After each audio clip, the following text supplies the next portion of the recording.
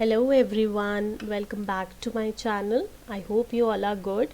सो आज की इस वीडियो में हम बात करने वाले हैं about promotion, types of promotion and what are the basis of promoting the employees. तो स्टार्ट करते हैं आज की वीडियो को। It refers to upward movement of an employee from current job to another.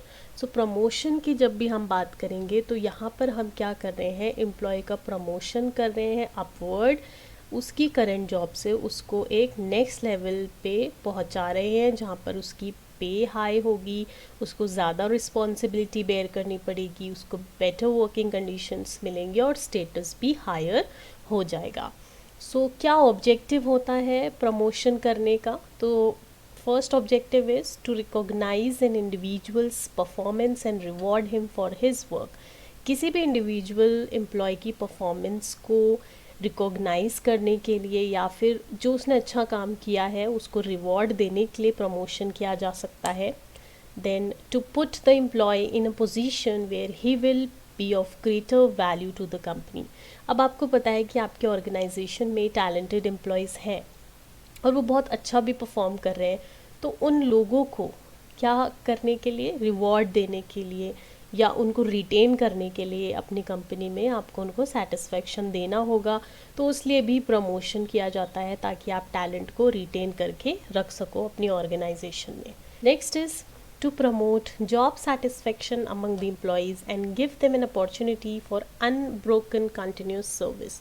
So this means कि आपको क्या करना है, you have to provide job satisfaction to the employees ताकि उनको भी लगे कि ये ऑर्गेनाइजेशन उनके बारे में सोचती है और वो चाहे खुद से कि इस ऑर्गेनाइजेशन में ज़्यादा टाइम के लिए वो काम करें। Next is to build up morale, loyalty and sense of belonging on the part of employees। तो employees के morale को build up करने के लिए, उनकी sense of loyalty उनके अंदर लाने के लिए भी employees को promote किया जाता है। To demonstrate effective career development plans, ठीक है, तो यहाँ पर आप क्या कर सकते हो, अच्छे career development plans को demonstrate करने के लिए भी प्रमोशन किया जाता है ताकि एम्प्लॉयज़ को लगे कि ऑर्गेनाइजेशन उनके बारे में सोचती है, उनके ग्रोथ, उनके डेवलपमेंट के बारे में सोच रही है, तो इसलिए भी प्रमोशंस किए जाते हैं।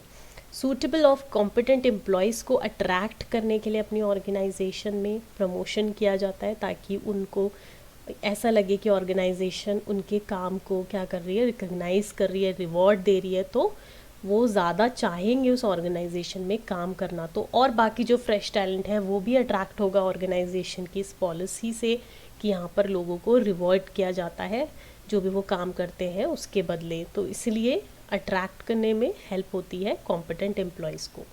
To create among employees feeling of satisfaction with these present conditions and encourage them to succeed in the company।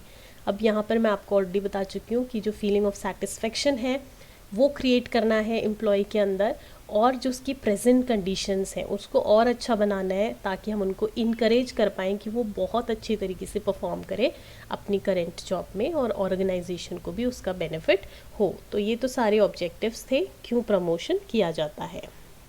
So next are the types of promotion. तो अब कुछ अलग अलग टाइप के प्रमोशंस होते हैं जो एक कंपनी अंडरटेक करती है। First one is open promotion. तो ओपन प्रमोशन जैसे कि नेम इंडिकेट कर रहा है, तो कंपनी यहाँ पर सारे ही इंडिविजुअल्स को, जितने भी लोग उसकी कंपनी में काम कर रहे हैं, उन सबको एक पोटेंशियल कैंडिडेट समझती है और वो जो अनाउंसमेंट है उस प्रमोशन का वो इंटरनली अनाउंस करती है। ठीक है, तो जितने भी लोग आपके ऑर्गेनाइजेशन में काम कर रहे होते हैं उनको इंटरनली वो अनाउंस करती है कि प्रमोशन होने वाला है। ठीक है, then closed promotion, a company in which the candidate for higher position opening or vacancies is restricted। अब जैसे हम ओपन प्रमोशन की बात कर रहे थे तो वहाँ पे जितनी भी वैकेंसीज थी वो आउट थी, इंटरनली सबको पता था, ओपन अनाउंसमेंट था। लेकिन क्लोज प्रमोशन में क्या होता है कि जो हायर पोजीशंस के लिए वैकेंसीज हैं वो रिस्ट्रिक्ट कर दी जाती हैं और ओपन नहीं होती हर एक इंडिविजुअल के लिए, जितने भी लोग ऑर्गेनाइजेशन में काम कर रहे हैं। और यहाँ पे वैकेंसीज़ को भी आप अनाउंस नहीं करते हो इंटरनली जैसे आप ओपन प्रमोशन में कर देते थे। नेक्स्ट आते हैं dry promotion. So it refers to an increase in responsibility and status without an increase in pay. तो ड्राई प्रमोशन का मतलब क्या है, यहाँ पर हम एम्प्लॉय की रिस्पॉन्सिबिलिटी तो बढ़ा दे रहे हैं, उसका स्टेटस भी बढ़ा दे रहे हैं, लेकिन उसकी सैलरी, उसके पे में कोई भी इंक्रीमेंट नहीं हो रहा है। इसको हम बोलते हैं ड्राई प्रमोशन, क्योंकि यहाँ पे सिर्फ टास्क, रिस्पॉन्सिबिलिटी, स्टेटस ही आपका बढ़ रहा है, आपकी जो है मॉनेटरी टर्म्स में आपका कोई भी बेनिफिट नहीं हो रहा है। Next is horizontal promotion. Horizontal promotion का मतलब क्या है, सेम लेवल पे जब हम बात करते हैं। So when an employee shifted in the same category it is called horizontal promotion. तो जब भी कोई एम्प्लॉय सेम कैटेगरी में शिफ्ट किया जाएगा उसको हम बोलेंगे हॉरिजॉन्टल प्रमोशन। और इस तरीके के जो प्रमोशन होते हैं बेसिकली कहाँ पे होते हैं, जहाँ पर हमें एम्प्लॉय को सेम डिपार्टमेंट में शिफ्ट करना है या फिर एक प्लांट से दूसरे प्लांट में हमें शिफ्ट करना है। तो यहाँ पे एम्प्लॉयज़ को ज़्यादा सैलरी भी मिलती है, उनकी अथॉरिटी पावर भी बढ़ती है और साथ साथ उनकी रिस्पॉन्सिबिलिटी भी इंक्रीज़ होती है।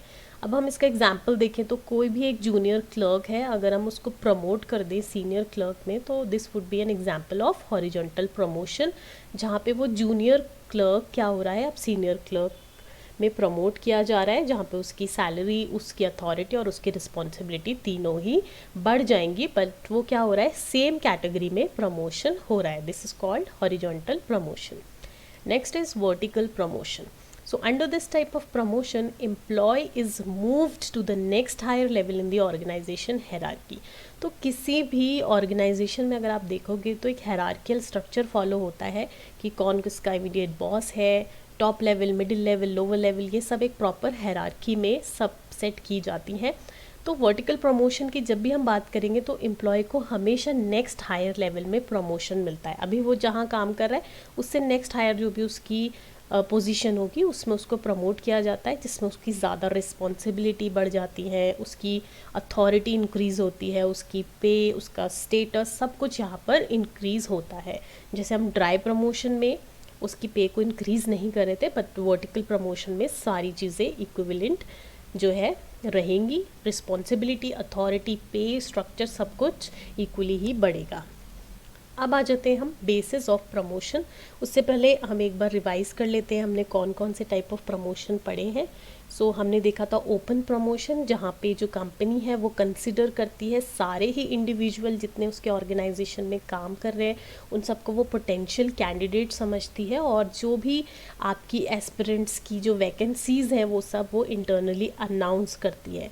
सेकंड में क्लोज्ड प्रमोशन में वो क्या कर रही है, ऐसा नहीं कर रही है, वो अनाउंसमेंट यहाँ पर नहीं करती है इंटरनली, और वैकेंसीज़ को भी रिस्ट्रिक्ट रखती है, ओपन नहीं रखती है किसी भी इंडिविजुअल के सामने जो भी उनके ऑर्गेनाइजेशन में काम कर रहे हैं। ठीक है। देन ड्राई प्रमोशन में जो आपकी रिस्पॉन्सिबिलिटी, आपका स्टेटस है, दोनों ही चीज़ें बढ़ रही हैं, लेकिन आपका पे यहाँ पर इंक्रीज़ नहीं होता है। नेक्स्ट आता है हॉरिजॉन्टल प्रमोशन, जहाँ पे हम एम्प्लॉय को शिफ्ट करते हैं सेम कैटेगरी की जॉब में, उसको बोलते हैं हम हॉरिजॉन्टल प्रमोशन, जहाँ पे हमने जूनियर क्लर्क को प्रमोट किया है सीनियर क्लर्क में। और यहाँ पे एक ध्यान रखने वाली बात है कि यहाँ पर कहाँ पर होगा ये हॉरिजॉन्टल प्रमोशन, जहाँ पे हम शिफ्ट कर रहे हैं एम्प्लॉयज़ को सेम डिपार्टमेंट में, या फिर एक डिपार्टमेंट से दूसरे डिपार्टमेंट में, या फिर एक प्लांट से दूसरे प्लांट में, और यहाँ पे एम्प्लॉयज़ की सैलरी, उनकी अथॉरिटी और उनकी रिस्पॉन्सिबिलिटी तीनों ही इंक्रीज़ हो जाती है। देन वर्टिकल प्रमोशन में हमने देखा कि यहाँ पर एम्प्लॉयज़ को नेक्स्ट हायर लेवल में मूव किया जाता है, और उनकी साथ साथ उनकी रिस्पॉन्सिबिलिटी भी ज़्यादा होती है, अथॉरिटी भी उनकी बढ़ती है, उनका पे, उनका स्टेटस सब कुछ यहाँ पर इंक्रीज़ हो जाता है। तो ये थे हमारे टाइप्स ऑफ प्रमोशन। अब आ जाते हैं हम बेसिस ऑफ प्रमोशन, कि प्रमोशन तो हम कर रहे हैं बट उस प्रमोशन को करने का क्या बेसिस होता है। So organisations adopt different basis of promotions depending upon their nature, size, management etcetera. तो जितनी भी ऑर्गेनाइजेशन होती हैं वो क्या करती हैं, वो अलग अलग बेसिस ऑफ प्रमोशंस को अडॉप्ट करती हैं। डिपेंड करता है कि ऑर्गेनाइजेशन का नेचर क्या है, साइज़ क्या है, किस तरह की मैनेजमेंट है वहाँ पर, तो सारी ही फैक्टर्स को कंसिडर करके बेसिस ऑफ प्रमोशन चूज़ किया जाता है। तो कुछ बेसिस ऑफ प्रमोशन है, जैसे first one is merit. So it occurs when an employee is promoted because of superior performance in the current job. जब एम्प्लॉय की सुपीरियर परफॉर्मेंस होती है उसके करेंट जॉब में, तो हम बेसिस कौन सा यूज़ करते हैं, मेरिट बेसिस, जहाँ पे हम उसकी परफॉर्मेंस को देख रहे हैं कि एक्चुअल में वो बहुत अच्छा परफॉर्म कर रहा है ऑर्गेनाइजेशन में, और हम उसके परफॉर्मेंस के बदले उसको प्रमोशन दे रहे हैं।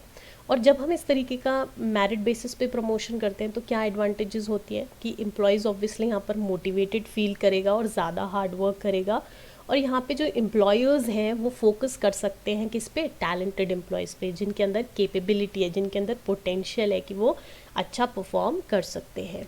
Next is seniority. So it refers to relative length of service in the same job in the same organization.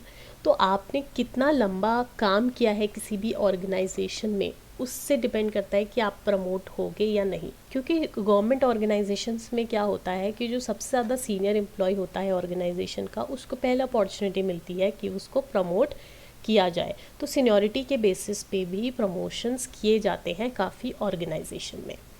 Next is merit come seniority. अब हमने बात की मेरिट के बेसिस पे किस तरीके से प्रमोशन होता है, सीनियरिटी के बेसिस पे किस तरीके से होता है।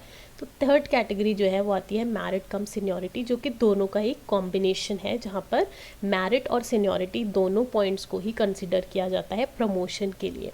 तो यहाँ पर मेरिट के बेसिस पे जैसे आपकी परफॉर्मेंस भी अच्छी होनी चाहिए ताकि मैनेजमेंट सेटिस्फाई हो, और आपका जो लेंथ ऑफ सर्विस है वो भी ज़्यादा होना चाहिए। तो दोनों ही चीज़ों को कंसिडर करते हैं जब हम प्रमोशन करते हैं, ठीक है। तो ये थे हमारे 3 टाइप के बेसिस ऑफ प्रमोशन, जहाँ पे हमने मेरिट की बात की, उसके एडवांटेजेस की, सीनियरिटी के बेसिस पे कि कितनी आपकी रिलेटिव लेंथ ऑफ सर्विस है, तो जितनी ज़्यादा होगी उतने ज़्यादा अपॉर्चुनिटी के चांसेस हैं कि आपको मिले प्रमोशन के लिए, एंड मेरिट कम सीनियरिटी जहाँ पे हमने दोनों के ही कॉम्बिनेशन की बात की कि दोनों के ही कॉम्बिनेशन को कंसिडर किया जाता है जब भी प्रमोशन होता है। तो डिपेंड करता है अलग अलग ऑर्गेनाइजेशन कौन सा फॉलो करेगी अपने अकॉर्डिंग। तो ये थी आज की वीडियो जहाँ पे हमने प्रमोशन के बारे में डिस्कस किया, टाइप्स ऑफ प्रमोशन के बारे में डिस्कस किया और बेसिस ऑफ प्रमोशन के बारे में डिस्कस किया। आई होप आप सभी को ये वीडियो समझ आई होगी। तो अगर वीडियो अच्छी लगी हो तो लाइक कीजिएगा, शेयर कीजिएगा, सब्सक्राइब कीजिएगा। Thank you so much.